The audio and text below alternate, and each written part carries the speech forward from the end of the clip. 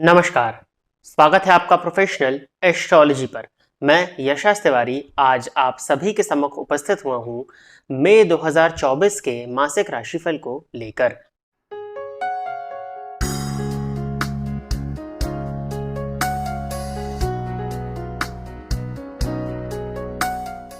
इस राशिफल के कार्यक्रम में हम चर्चा करने को जा रहे हैं कि आपका ये माह मई 2024 का कैसा जाने वाला है, क्या लाभ और क्या हानि ग्रहों के गोचर प्रभाव के चलते आपको इस मंथ में देखने को मिलने वाली है।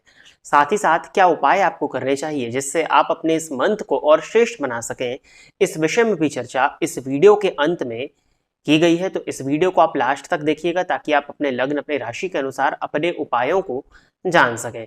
जैसा कि आप सभी दर्शक जानते हैं कि जो राशिफल का कार्यक्रम होता है वो ग्रहों के गोचर पर आधारित होता है और गोचर निर्भर करता है आपकी जन्म कुंडली की प्लैनेटरी पोजीशन पर। यदि आपकी जन्म कुंडली की प्लैनेटरी पोजीशंस अच्छी चल रही हैं, दशाएं इत्यादि वर्तमान समय में अच्छी चल रही हैं, तो जो गोचर का प्रभाव मैं आपको शुभ बता रहा हूं, जो राशिफल का प्रभाव मैं आपको शुभ बता रहा हूं, वो शुभ प्रभाव बढ़ चढ़ करके प्राप्त होगा और जो मैं अशुभ चीजें बता रहा हूं उनके बुरे प्रभावों में कमी आएगी।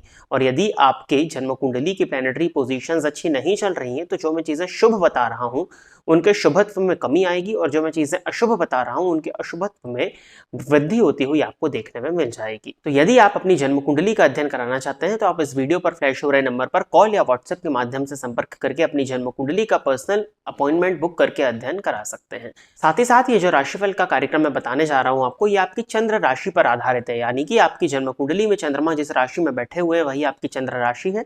उसी के आधार पर आप इस राशिफल को देखिए। यदि आप अपनी चंद्र राशि के विषय में नहीं जानते हैं तो स्क्रीन पर जो चार्ट दिख रहा है उस चार्ट के अनुसार आप अपनी नाम राशि के अकॉर्डिंग भी इस राशिफल को देख सकते हैं।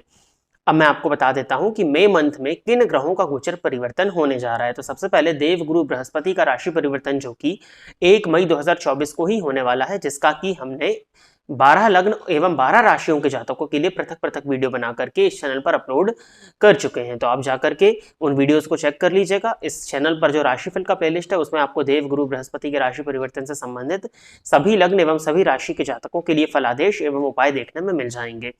बुध का गोचर परिवर्तन होने वाला है 10 मई को। ये मीन राशि को छोड़कर के मेष राशि में प्रवेश करने जा रहे हैं। सूर्य का गोचर परिवर्तन होगा 14 मई को। सूर्य 14 मई को मेष राशि को छोड़कर के वृषभ राशि में प्रवेश कर जाएंगे। साथ ही साथ शुक्र का परिवर्तन 19 मई को वृषभ राशि में होने जा रहा है, यानी कि वृषभ राशि में इस मंथ में 3 ग्रहों की युति बन जाएगी, जिसमें गुरु भी होंगे, शुक्र भी होंगे और सूर्य भी होने जा रहे हैं। इन्हीं गोचर के आधार पर आपका ये राशिफल होने जा रहा है। साथ ही साथ यदि आप इस कार्यक्रम को देखते हैं और इस कार्यक्रम से आपका कुछ भी लाभ होता है तो आप इस वीडियो को लाइक करिए। साथ ही साथ इस चैनल को सब्सक्राइब करिए ताकि इन फ्यूचर जो भी कंटेंट मेरे द्वारा इस चैनल पर अपलोड किया जाता है उसका नोटिफिकेशन आपको मिलता रहे। यदि इस कार्यक्रम के माध्यम से आपका कुछ भी लाभ होता है तो आप इस वीडियो को ज़्यादा से ज़्यादा लोगों के साथ में शेयर करें ताकि और भी लोगों का लाभ हो और उसका माध्यम आप बने।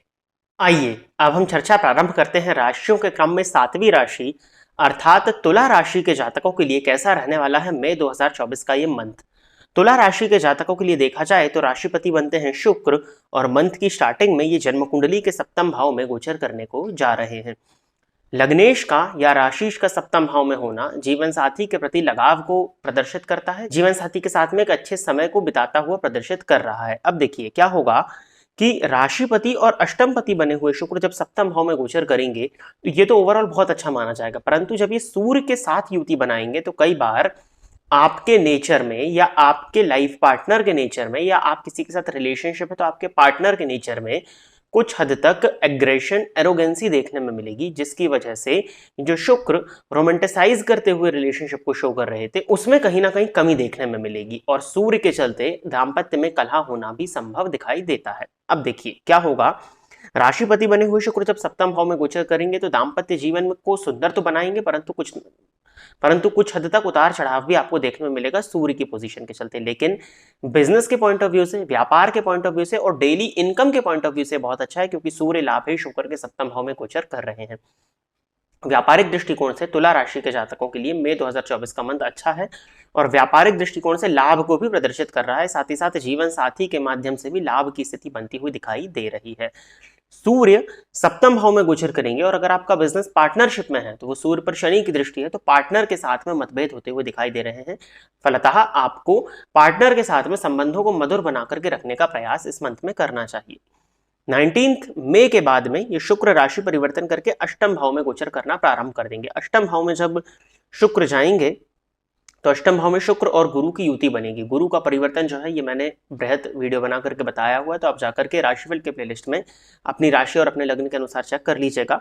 शुक्र अष्टम भाव में स्वग्रही होंगे। अब राशिपति बने हुए शुक्र जब अष्टम भाव में जाकर के स्वग्रही होंगे तो पॉजिटिविटीज भी हैं और नेगेटिविटीज भी है। पॉजिटिव पॉइंट्स ये हैं कि साधना इत्यादि से यदि आप जुड़े हुए थे, किसी तरह की रिसर्च की फील्ड से जुड़े हुए थे, तो उसमें सफलता मिलती हुई दिखाई दे रही है। धार्मिक कार्यों में आपकी रुचि बढ़ जाएगी।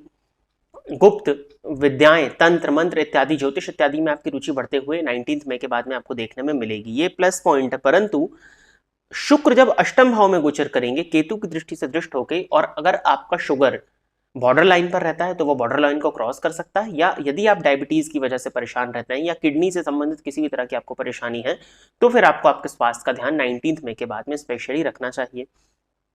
सूर्य सप्तम भाव में जो गोचर कर रहे हैं उसका प्रभाव मैंने बताया। फिर सूर्य अष्टम भाव में जाएंगे, ये आकस्मिक रूप से धन प्रदायक आपके लिए बनेंगे, परंतु पिता के साथ में संबंध खराब हो सकते हैं, पिता के स्वास्थ्य में परेशानियां देखने में मिल सकती हैं। तो अगर पिता के स्वास्थ्य में कुछ परेशानी आती है तो उनके स्वास्थ्य का आपको ध्यान रखने की आवश्यकता है और पिता का सम्मान करिए। पिता के साथ में संबंधों को खराब होने से यदि आप बचाते हैं तो सूर्य के गोचर से आपको बहुत ज्यादा घबराने की आवश्यकता नहीं है। शिक्षा के पॉइंट ऑफ व्यू से भी देखा जाए तो गुरु जरूर अष्टम भाव में गोचर करेंगे, परंतु इसके बाद भी उनकी दृष्टि द्वितीय और चतुर्थ पर होगी। पढ़ाई में आपका मन लगेगा और शिक्षा के पॉइंट ऑफ व्यू से मंथ तुला राशि के जातकों के लिए अच्छा दिखाई पड़ता है, इसमें कहीं कोई डाउट नहीं है। बुध के गोचर की यदि हम चर्चा करते हैं तो बुध 10 मई तक जो है वो षष्ठ भाव में गोचर कर रहे हैं और 10 मई को ये मेष राशि में प्रवेश कर जाएंगे आपके सप्तम भाव में। अभी षष्ठ भाव में गोचर करने के चलते, क्योंकि भाग्यपति होकर के षष्ठ भाव में थे, तो थोड़ा सा रिस्क, थोड़ा सा संघर्ष की स्थिति जीवन में बन रही थी, भाग्य को लेकर के संघर्ष करना पड़ रहा था। लेकिन 10 मई के बाद में जैसे ही बुध भाग्यपति होकर के सप्तम में आकर के लग्न को देखेंगे, कहीं ना कहीं आपको आपके भाग्य का साथ मिलेगा। धार्मिक कृत्य में आपकी रुचि बढ़ेगी, जीवन साथी के साथ धार्मिक यात्रा पे घूमने भी आप जा सकते हैं, ये सभी चीजें पॉजिटिव हैं। 12वें का स्वामी 7वें में आकर के बैठेगा तो थोड़ा सा जीवन साथी के स्वास्थ्य में आपको हो सकता है कि चिंता देखने में मिले, तो उनका आप स्वास्थ्य का ध्यान रखिएगा। कुछ उपाय जो उससे संबंधित है वो मैं आपको बताता हूं। बहुत दिन से विदेश जाना चाह रहे थे, विदेश जाने में कहीं ना कहीं अगर रोड़े अटक रहे थे, तो वो आपके 10 मई के बाद में सॉल्व होते हुए दिखाई दे रहे हैं, तो ये भी प्लस पॉइंट है। गुरु के परिवर्तन के विषय में मैंने आपको बताया, और सूर्य के विषय में हम थोड़ा और चर्चा कर लेते हैं। सूर्य को अष्टम भाव में जाने का दोष होता नहीं है, परंतु लाभेश होकर के अष्टम भाव में जाएंगे तो प्लस पॉइंट क्या है कि आकस्मिक रूप से धन प्रदायक होगा। गुप्त साधनों से भी आपको धन का लाभ हो सकता है। शेयर मार्केट इत्यादि में यदि आप पैसा लगाते हैं तो वहां से भी धन आता हुआ दिखता है। लेकिन इसके साथ ही साथ यदि आपके बड़े भाई बहन हैं तो उनके साथ में आपके संबंध खराब हो सकते हैं या उनके साथ में मतभेद होता हुआ दिखाई दे रहा है। धन का संचयन तो होगा, धन संचित को लेकर के कहीं कोई चिंता नहीं है, परंतु कुछ लोग ऐसे जरूर हो सकते हैं जो आपके इर्द गिर्द 14 मई के बाद में घूमे, स्पेशली जो कि आपके धन से लगाव रखते हैं, तो आपको ऐसे लोगों से सावधानी बना करके रखनी है। इसके अलावा मुझे नहीं लगता कि कोई चिंता है। धनागमन के पॉइंट ऑफ व्यू से आपके लिए मंथ अच्छा है, व्यापारिक पॉइंट ऑफ व्यू से भी अच्छा है, और नौकरी पेशाओं के लिए भी मंथ काफी अच्छा जाता हुआ दिखाई दे रहा है। दाम्पत्य के दृष्टिकोण से जो भी चीजें हैं वो मैंने आपको बताई, उसका आपको ध्यान रखने की आवश्यकता है। अब हम चलते हैं उपाय की तरफ। तो तुला राशि के जातकों को इस मंथ में स्पेशली सूर्य भगवान की अत्यधिक आराधना करनी है। सूर्य भगवान की आराधना के लिए आप सूर्य भगवान को नित्य जल प्रदान कर सकते हैं। रविवार के दिन आदित्य हृदय स्तोत्र का पाठ कर सकते हैं, संभव हो तो नित्य आप सूर्याष्टकम का पाठ करें। साथ ही साथ अगर पॉसिबिलिटीज बन जाएं तो रविवार के दिन आप नमक का त्याग करें। तो ये कुछ उपाय करने से आपके जो सूर्य से संबंधित दुष्प्रभाव है उनमें कमी आ जाएगी। और शुक्र का मंत्र ओम शुम शुक्राय नमः, इस मंत्र का आपको शुक्रवार से प्रारंभ करके नित्य एक माला जाप करना चाहिए इस मंथ में। तो आपके लिए जो ओवरऑल गोचर से संबंधित जो थोड़ी बहुत परेशानियां हैं उन परेशानियों में काफी हद तक कमी आ जाएगी।